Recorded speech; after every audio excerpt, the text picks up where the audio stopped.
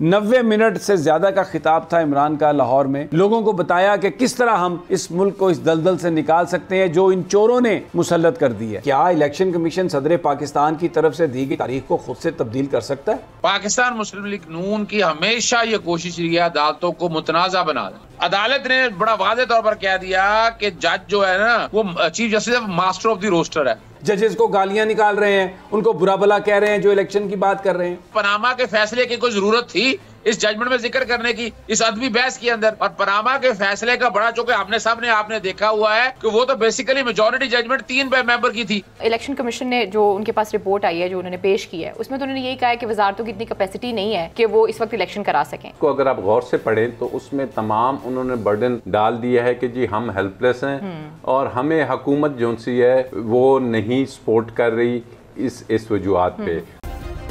Subscribe करें और bell दबाएं ताकि कोई खबर रह न जाए।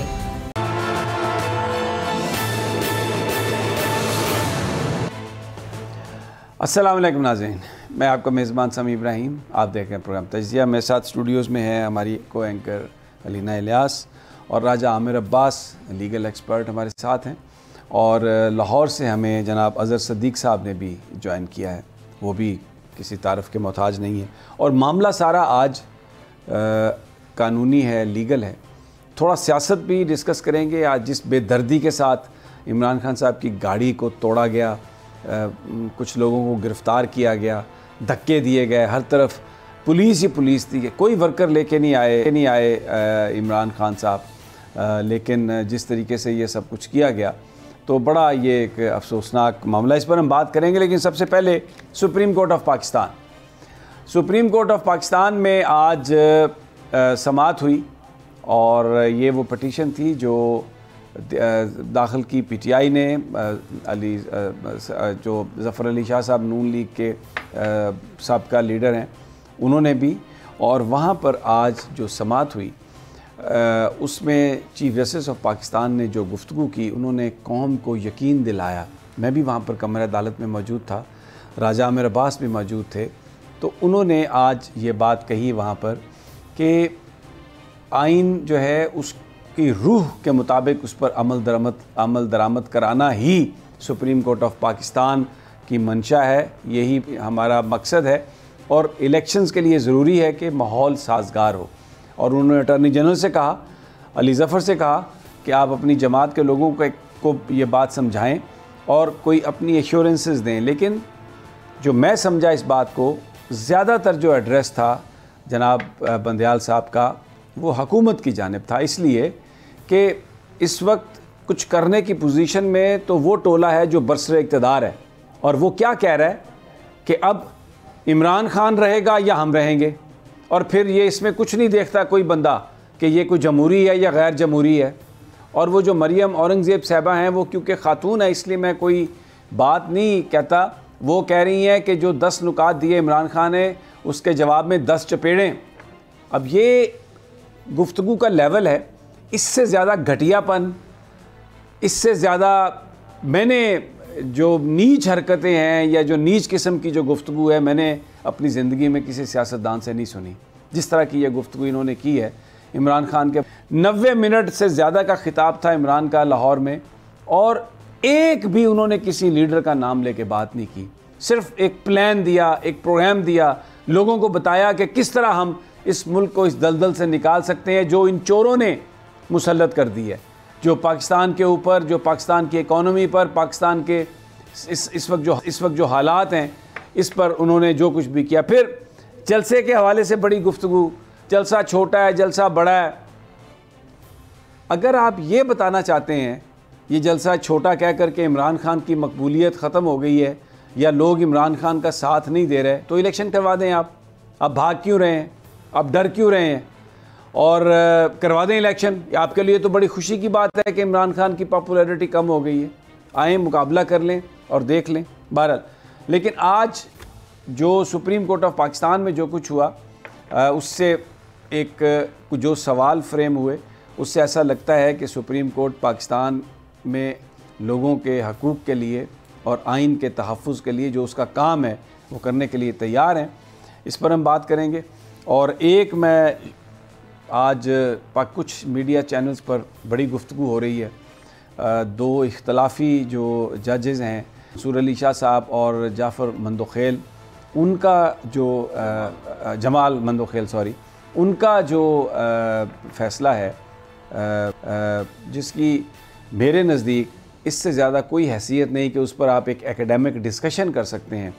लेकिन क्योंकि नून लीग की एक आदत है सुप्रीम कोर्ट पर हमला करना, माहौल पैदा करना, जजेस को बुरा भला कहना, दबाव में लेके आना, क्योंकि उमर अता बंदयाल साहब एक नफीस आदमी हैं और ये समझते हैं कि एक तूफ़ान बर्पा करके मीडिया पे हम उनको किसी तरह को ब्लैकमेल कर सकें, ऐसा होने वाला नहीं है। आज उन्होंने अदालत में बताया।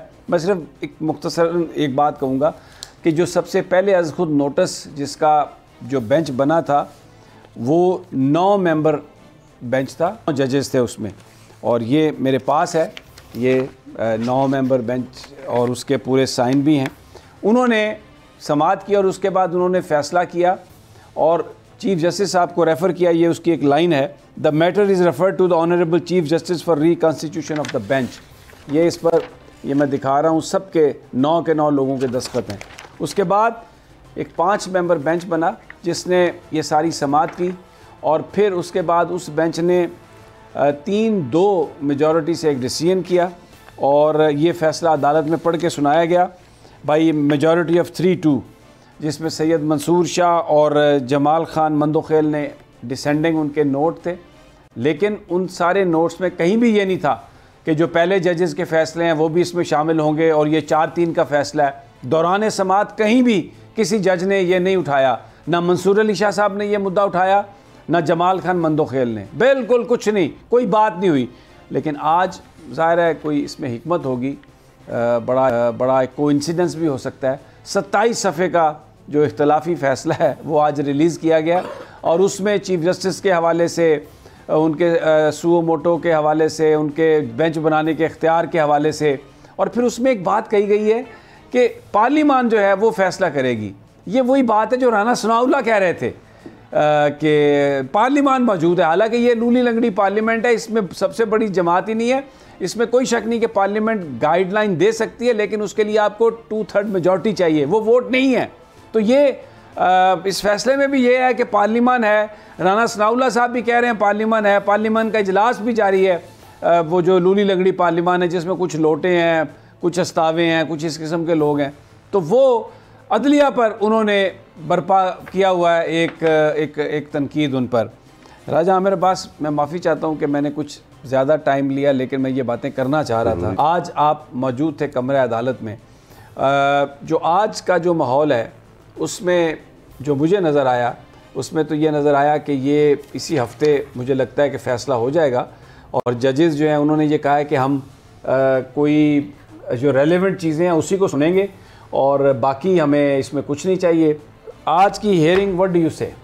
समी, अभी आज की हियरिंग को सामने रखते हुए और अभी आपने जो कहा कि जी एक तरफ हुकूमत पार्लिमान का इजलास बुला रही है, मुश्तरका पार्लिमान का इजलास है, वहाँ डिस्कशन हो रही है, तो चीफ जस्टिस ने आज इस बात को बड़ा क्लियर कहा कि उन्होंने कहा कि जी, और पूछा कि जी जब एक कॉन्स्टिट्यूशनल इंटरप्रिटेशन की बात हो, वहाँ पे कोई एम्बिग्यूटी हो, वहाँ पे किसी चीज़ की क्लैरिफिकेशन हो, तो उसको सॉल्व करने का इख्तियार किसको है? सुप्रीम कोर्ट ने बड़े वाज़े अंदाज में, बेंच ने कहा कि उसका जो इख्तियार है वो सिर्फ़ और सिर्फ सुप्रीम कोर्ट ऑफ पाकिस्तान को है।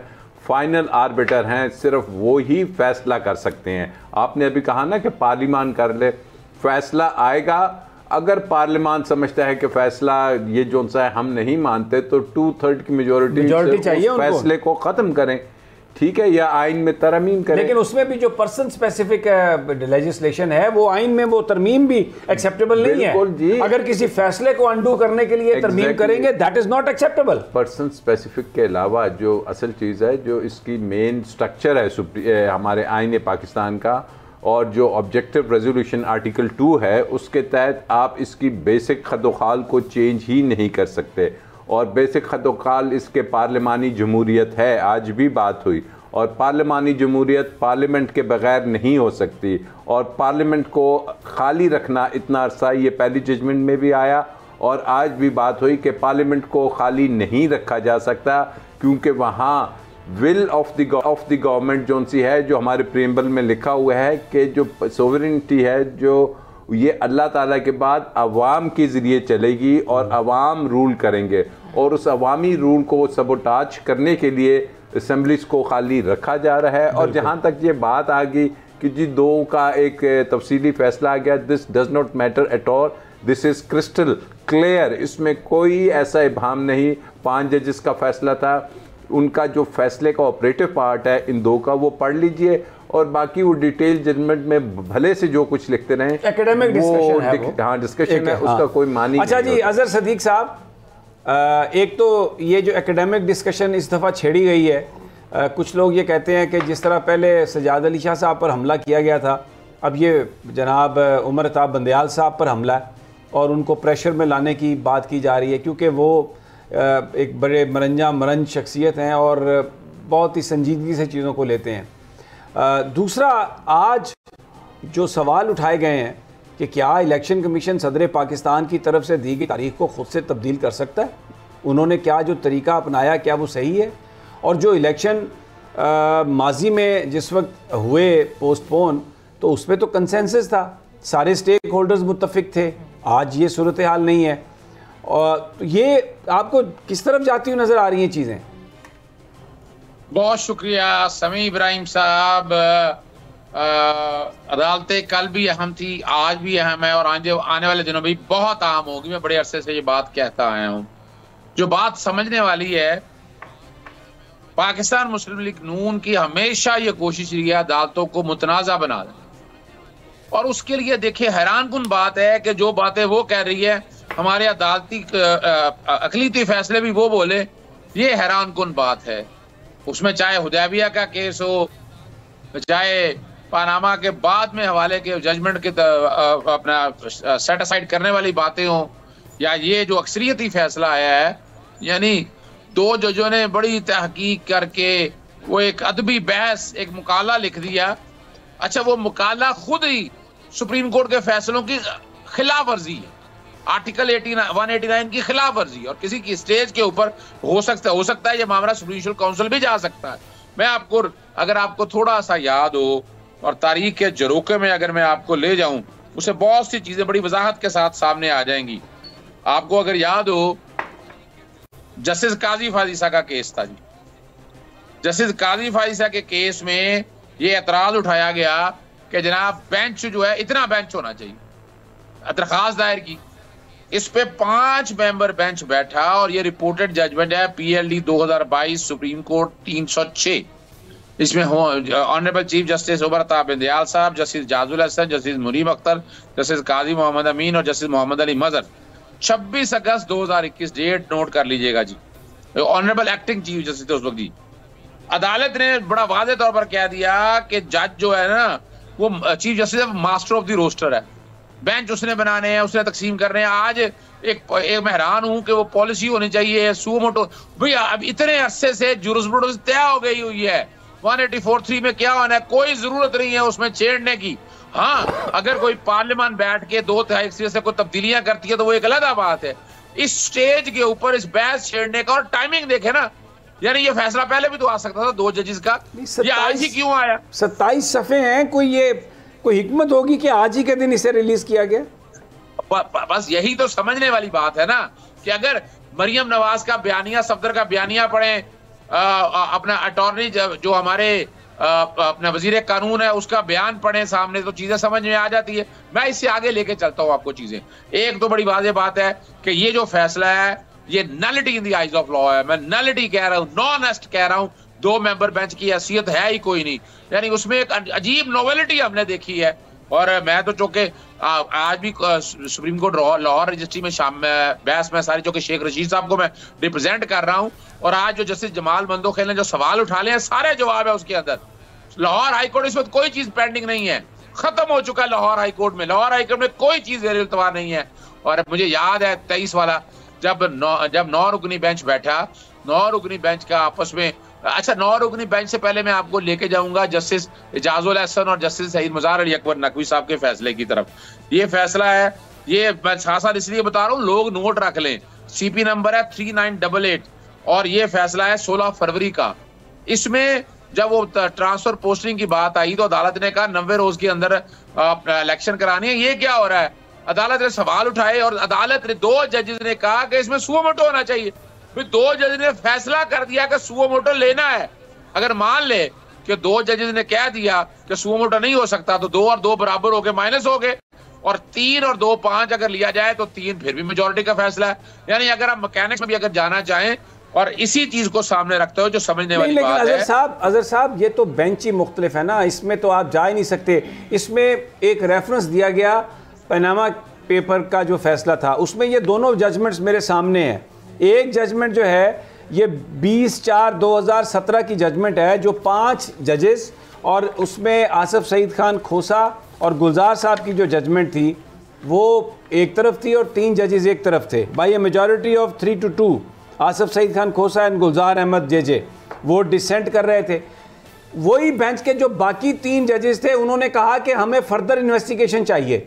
2 जजेस अपना माइंड दे चुके थे, वो अलहदा हुए, बेंच का हिस्सा रहे, बेंच रिकॉन्स्टिट्यूट नहीं हुआ।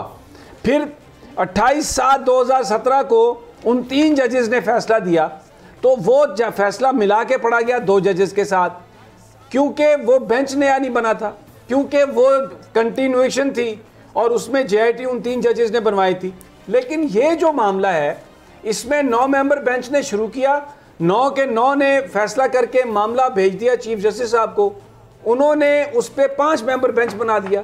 अब पिछला जो 9 मेंबर बेंच है उसका तो इससे ताल्लुक ही नहीं है ना। लेकिन ये जो डिटेल जजमेंट है, ना डिसेंडिंग नोट में जिक्र है, ना दौरान समात जिक्र है, लेकिन डिसेंडिंग नोट में ये बात कर दी गई है। और ये फिर साथ में ये कह दिया गया कि पार्लियामान करे, राना सनाउल्लाह भी ये कहता है पार्लियामान करे, और एक लूनी लंगड़ी पार्लियामान इस वक्त बैठी भी हुई है, जजेस को गालियां निकाल रहे हैं, उनको बुरा भला कह रहे हैं जो इलेक्शन की बात कर रहे हैं।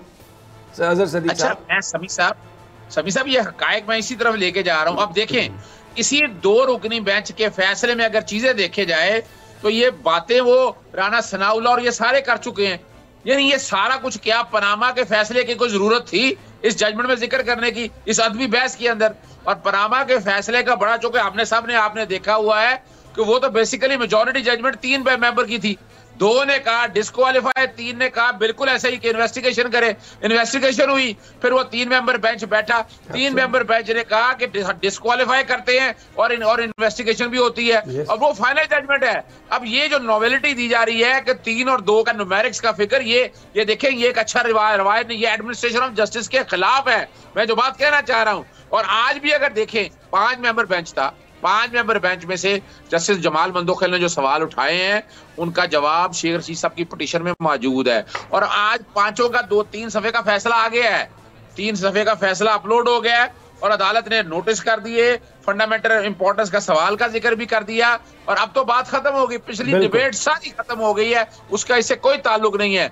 हमें चलना चाहिए आगे आगे। चले फर्ज करें ये कोई फैसला नहीं है भाई, आइन में लिखा 90 दिन में इलेक्शन होने चाहिए, और मैंने अब तारीखी बात बताने लगा हूं, 22 फरवरी को लाहौर हाई कोर्ट में मैंने पिटीशन जो क्या बात कह रहे हैं कि लाहौर हाई कोर्ट नहीं गए, लाहौर हाई कोर्ट में गया, मैं कहा ये इलेक्शन नहीं करा रहे। लाहौर हाई कोर्ट ने 7 सफ़े का फैसला दिया उस दिन, और उन्होंने कहा कि आप प्री मैच्योर है, यानी आप पहले ही आ गए हैं, तो कौन इलेक्शन नहीं करा रहा। और उसी लम्हे 6 घंटे बाद बाकायदा फैसला आ गया। तो मैंने उसकी CPLA सुप्रीम कोर्ट फाइल कर रहा हूं। तो ये जो चल रही है ना अदबी बहस, वो अदबी बहस एक तरफ रह गई। मैं CPLA में भी आ रहा हूं, शेख रशीद साहब की पिटीशन में मैंने सारी हिस्ट्री लगाई है कि हाई कोर्ट जितना कुछ करना था वो कर दिया। ठीक है साहब हमारे से, और राजा आमिर अब्बास भी बड़ी आज सब्र से अभी तक बैठे हैं, तो वापस आते हैं तो फिर इनकी तरफ चलते हैं, क्योंकि आज एजाजुल हसन साहब ने एक बात कही कि ये इलेक्शन कमीशन का वकील सारा टाइम आके यही बहस करता रहा कि हम तो तारीख दे ही नहीं सकते। तो ये फिर बीच में अचानक तारीख आ गई। बड़े अहम कई सवाल उठे हैं इस सारे मामले में, लेकिन ये वक्फे के बाद।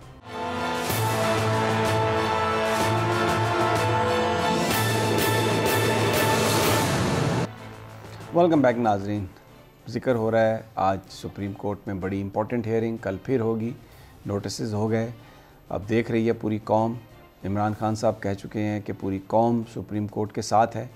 29 तारीख को ऑल पाकिस्तान लॉयर्स कन्वेंशन, और ये जो पार्लियामान के अंदर बैठकर चंद भगौड़े जो हैं सुप्रीम कोर्ट के जजेस पर बात कर रहे हैं, पाकिस्तान की आला अदालत पर, इसलिए बात करने की कोशिश कर रहे हैं कि वो इलेक्शन का जो मामला है उस पर आइन और कानून के मुताबिक बात ना करे। अब लेट्स सी कि व्हाट अनफोल्ड्स, क्या होता है क्या नहीं होता। राजा आमिर अब्बास, आज जो सवाल उठाए हैं जजेस ने बड़े इंपॉर्टेंट हैं। इलेक्शन कमीशन को जो उन्होंने तरीका इख्तियार किया इलेक्शन मुलतवी करने का, अपरेंटली ऐसा लग रहा था कि कोर्ट उससे सेटिस्फाई नहीं है। कभी ऐसे पहले हुआ भी नहीं है, ये भी बात सच है, लेकिन ये भी नज़र आ रहा था उनके सवालात से कि शायद जिस तरीके से इलेक्शन कमीशन ने पूरी कौम को मामू बनाया इन नून लीगियों और पीपल्स पार्टी वालों के साथ मिलकर, अदालत को इससे कन्विंस नज़र नहीं आ रही थी। समीर साहब, एक चीज़ ध्यान में रखनी है और लोगों को क्लियर होनी चाहिए कि ये जो पिटीशन है ये कोई उसकी इम्प्लीमेंटेशन की बात नहीं हो रही।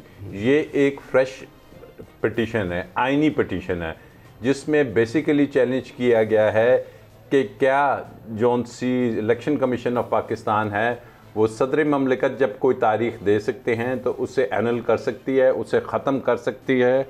और वो इलेक्शन कमीशन ऑफ पाकिस्तान जिसने पिछली हेयरिंग में लाहौर हाई कोर्ट के सामने यही बात की कि जनाब इलेक्शन कमीशन ऑफ पाकिस्तान को तारीख देने का इलेक्शन की कोई इख्तियार नहीं हासिल, वो ये कांस्टेंट अपना व्यू लेके आए और कांस्टेंटली अदालतों में कहा। आज वही इलेक्शन कमीशन जो सा है वो एक फ्रेश डेट दे देता है। और अगर पुरानी जजमेंट को गौर से पढ़ा जाए तो उसमें लिखा था कि अगर इलेक्शन कमीशन को कोई इशू था तो सुप्रीम कोर्ट ऑफ पाकिस्तान का वो दरवाज़ा था कि जो कि तरीक़ेकार था बनिस्बत इसके कि वो उसको एनल करते, ख़त्म करते सदर की डेट को, और उसके बाद एक फ़्रेश डेट 6 माह के बाद देते। वो सुप्रीम कोर्ट आते और बताते कि जनाब फ़लाना सेक्रेटरी हुकूमत हमारे साथ तावन नहीं कर रही, जबकि उस जजमेंट का जो एक पार्ट था वो उसमें सूबाई और फेडरल गवर्नमेंट्स को बड़े क्लियरली कहा गया था कि आपने आर्टिकल 220 है आईन पाकिस्तान का, उसको फॉलो करना है, आपने फैसिलिटेट करना है इलेक्शन के होने में। अब लोगों को जो ये कंफ्यूज किया जा रहा है कि जी वो फैसला कोई आ गया। एक बात और कि उस फैसले में ये 2 जजेस मौजूद थे, इन्होंने इख्तलाफी नोट लिख लिया। ऑपरेटिव पार्ट वही होता है और जो कि आज डिटेल 27 आए हैं या 40 सफ़े आए, उसका कोई इम्पैक्ट नहीं होता किसी भी तरीके से, इसको शॉर्टली समझना चाहिए। और मुझे उस दिन तो हंसी आई कि जब मैं अटॉर्नी जनरल से और लॉ मिनिस्टर से ख़ुद इस फैसले के बाद मेरी मुलाकात हो गई, तो जब उन्होंने ये बात की तो मुझे वाकई हंसी आई। और आज अगर ये बात अदालत से हुई तो मुझे रोना आएगा एज ए लॉ स्टूडेंट कि जनाब ये क्या बात की जा रही है कि ये 7-4 का फैसला था, कथन नहीं था ये फैसला 3-4 का, ये कथन नहीं था। तो अब मूविंग फॉरवर्ड असल बात जो आपने अपने इंट्रो में कही कि जो आज चीफ जस्टिस ऑफ पाकिस्तान ने रीइटरेट की कि हमने जो फैसला देना है वो सिर्फ कोई जो अल्फ़ाबेट्स कॉन्स्टिट्यूशन में लिखे हुए हैं या जो स्याही से सब कुछ लिखा हुआ है वो नहीं देना। हमने स्पिरिट ऑफ द कॉन्स्टिट्यूशन, इस आइन की स्पिरिट क्या है जो कि एक पार्लिमानी जमहूरियत की स्पिरिट है और जिसमें अवाम की हमने वेलफेयर देखनी है, उनकी खुशनुदी देखनी है और देखना है कि इस मुल्क के अवाम के जो फंडामेंटल राइट्स हैं कैसे प्रोटेक्ट होते हैं।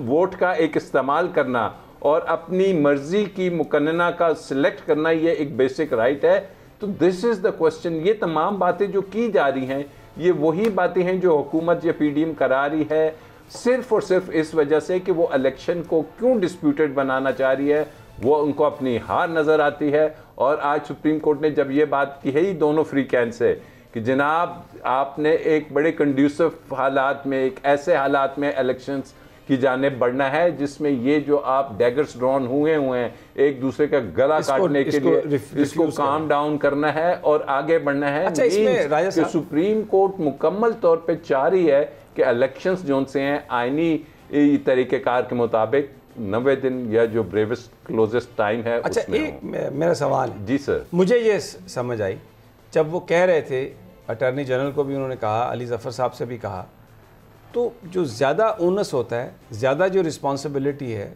वो तो हक पर होती है हालात को बेहतर बनाने के लिए, क्योंकि उनके पास इख्तियार ज़्यादा है। और फिर ये जो गुफ्तगू शुरू हुई है मरियम औरंगज़ेब की चपेड़े मारें और ये राना सनाउल्लाह कहते हैं जी कि बस अब वो उनको हमने तो रहने नहीं देना, तो और फिर मरियम नवाज़ भी जिस तरीके से बात कर रही हैं कि इसको फितने को हटाओ, तो जो ज़्यादातर जो गुफ्तगू थी, नाम नहीं लिया उन्होंने, लेकिन हालात को बिगाड़ने की जो जिम्मेदारी है वो तो हुकूमत पर है। पकड़ धकड़ है, मार पीट है, लोगों के साथ जुल्म है, उठा के ले जाते हैं बिल्कुल बेहयाओं की तरह, कोई अदालत के फैसलों को नहीं मानते।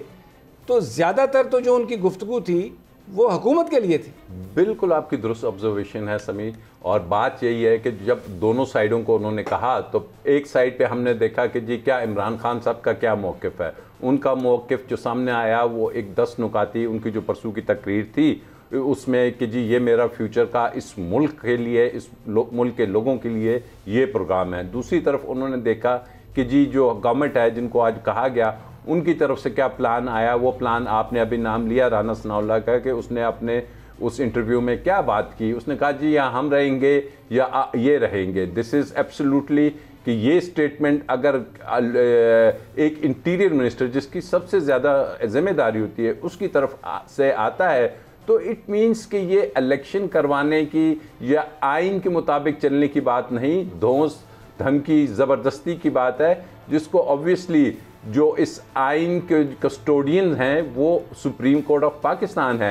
इस मुल्क के जो अवाम हैं उनके फंडामेंटल राइट्स अगर मजरू हो रहे हैं, अगर कस्टोडियन टॉर्चर हो रहा है, अगर लोगों को इलीगली डिटेन किया जा रहा है, अगर उन पे पॉलिटिकल जो से हैं केसेस, फैब्रिकेटेड केसेस बनाए जा रहे हैं, तो वो जिम्मेदारी जिसको अदालतें उठा के फेंकती हैं, जमानतें देती हैं, जिसके बाद कहा जाता है कि जी बड़ी थोक से जमानतें हो रही है। भाई ये थोक से ये तो दर्जनों के साथ, वो सैकड़ों के हिसाब से जो केसेस बन रहे हैं, सेंचुरी कर बैठा है 150 केसेस। तो ये वो चीजें हैं कि अदालत में आते हैं, दरवाजा टूट गया, दहशतगर्दी। अदालत में आते हैं, वर्कर ने जी डंडा उठा लिया था, दहशतगर्दी। फलां जगह पे वर्कर जो है वो फौत हो गया, कत्ल का पर्चा। वो हसन न्याजी कोयटा गया ही नहीं है, उस पर पर्चा। वो जमशेद क्वार्टर्स कराची में पूरे पाकिस्तान को चक्कर लगा दे। इंतकाम में अंधे हो चुके हैं ये लोग। यानी मैं सोचता था कि ये कोई घटिया लोग हैं, लेकिन आप यकीन करें ये मैंने कभी नहीं सोचा था कि ये लेवल होगा इनका, कि इस तरह झूठे पर्चे बना के वर्कर्स को ये तो उनको अंदर करेंगे, तौहीन करेंगे। और फिर जबकि खुद इन क्लेम भी है और ये बात किसी हद तक दुरुस्त भी है। जैसे राना सनाउल्लाह पर पर्चा बना, हमने तब भी टीवी पर प्रोग्राम किया था राना सनाउल्लाह की हमायत में कि ये गलत है, तो वो भी चीज़ें हुई। लेकिन ये सब कुछ बर्दाश्त करने के बाद अब जो वो कर रहे हैं ये समझ से बाहर है। मुझे यहाँ पर एक छोटा सा वक्फा लेना है। अज़हर सदीक साहब आते हैं तो फिर आपसे गुफ्तगू, आपको भी इंशाल्लाह कोई सवाल करते हैं। हमारे साथ ही रहिए।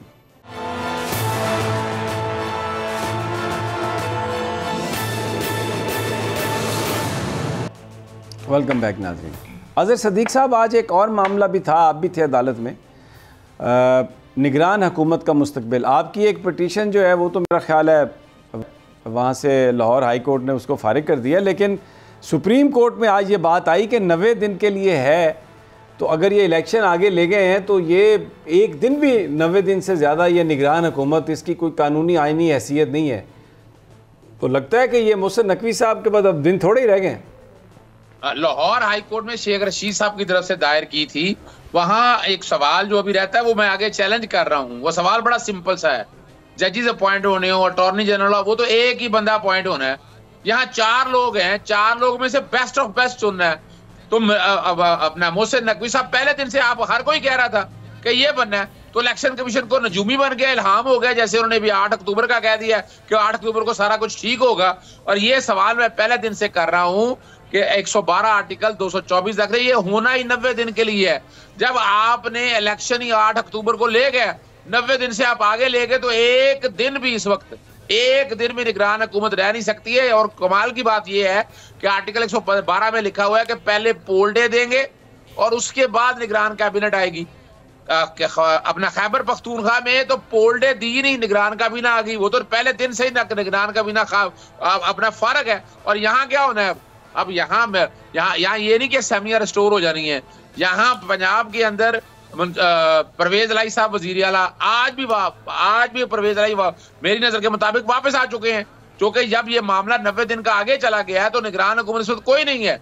इस वक्त परवेज लाई आइन के आर्टिकल 101 से 103 तक पढ़ लें तो ये तब तक रहेंगे जब तक नया वजीर आला नहीं आता। नया वजीर आला चौके इलेक्शन कमीशन ने खुद ही कह दिया और वो ले गए 8 अक्टूबर और वो कब आ सकता ठीक है, ये तो आपकी इंटरप्रिटेशन है ना। अभी लेट्स सी कि आज कोर्ट ने इस मसले को उठाया है और वो एपेक्स कोर्ट है, सुप्रीम कोर्ट ऑफ पाकिस्तान, तो मुझे लगता है कि ये बिल्कुल लेकिन अजहर साहब ने एक बात की है समीर साहब, उन्होंने कहा कि इलेक्शन कमीशन को इल्हाम हुआ है। अब ये जानने की ज़रूरत ज़रूर है कि आखिर जो इलेक्शन कमीशन को इल्हाम हुआ है वो किस तरीके से हुआ है, कहाँ से इन्फॉर्मेशन उनके पास आई थी कि यही वज़ीर आला होंगे। अच्छा, मुझे ना आपसे आमिर साहब एक सवाल पूछना है। मुझे ये बताइएगा कि अभी जो इलेक्शन कमीशन ने जो उनके पास रिपोर्ट आई है, जो उन्होंने पेश की है, उसमें तो उन्होंने यही कहा है कि वजारतों की इतनी कैपेसिटी नहीं है कि वो इस वक्त इलेक्शन करा सकें।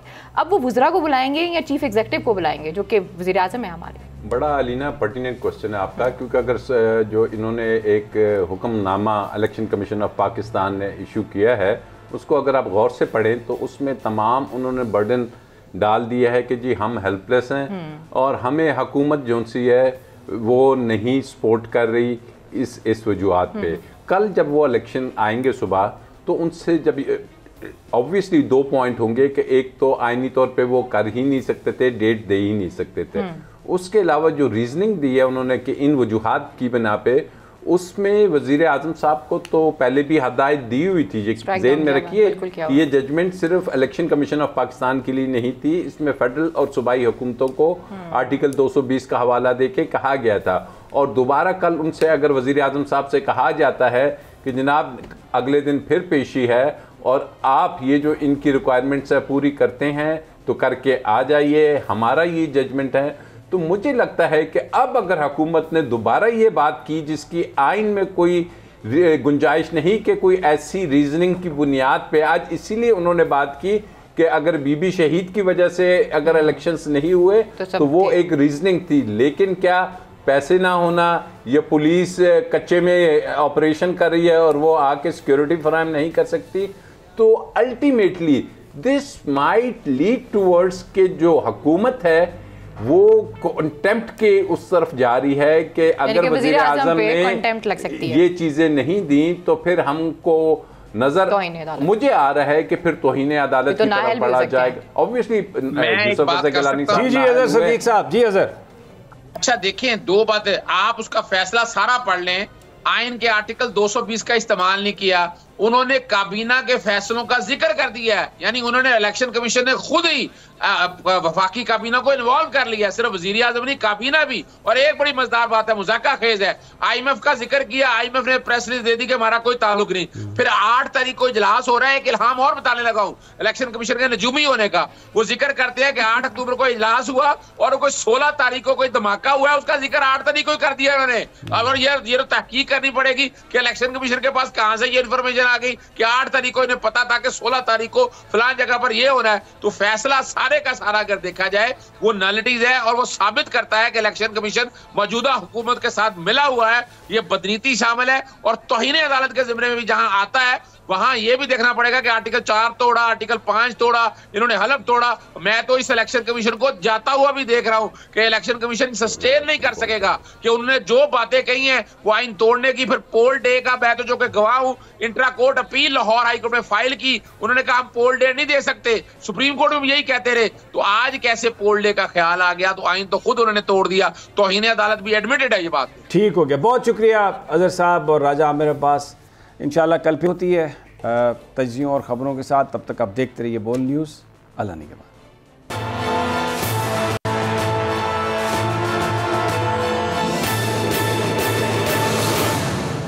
तो नजर आ रहा है सामने लिखा हुआ है जुल्म मिटने के लिए 2 चीजों से मिटेगा भाई। एक, अदल की कुर्सी पे जो लोग बैठते हैं ना वो अदल के हिसाब से फैसले करने लगे। दूसरा, कौम निकल खड़ी हो जुल्म के खिलाफ, तो जुल्म खत्म हो जाएगा। या इन दोनों में से कोई एक चीज हो जाए या दोनों हो जाए। अगर 420 का मुकदमा था, उस वक्त अदलिया में जो लोग बैठे हुए केस देख रहे थे वो पूछते ना यार चीट हुआ कौन है।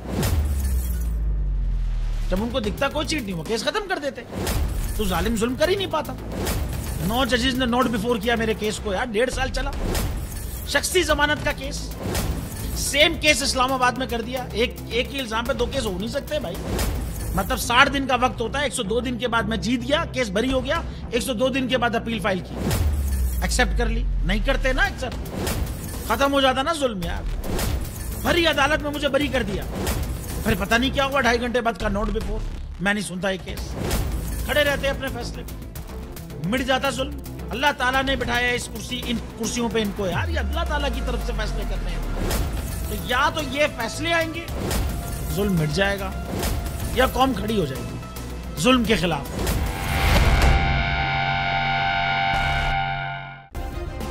सब्सक्राइब करें और बेल दबाएं ताकि कोई खबर रह न जाए।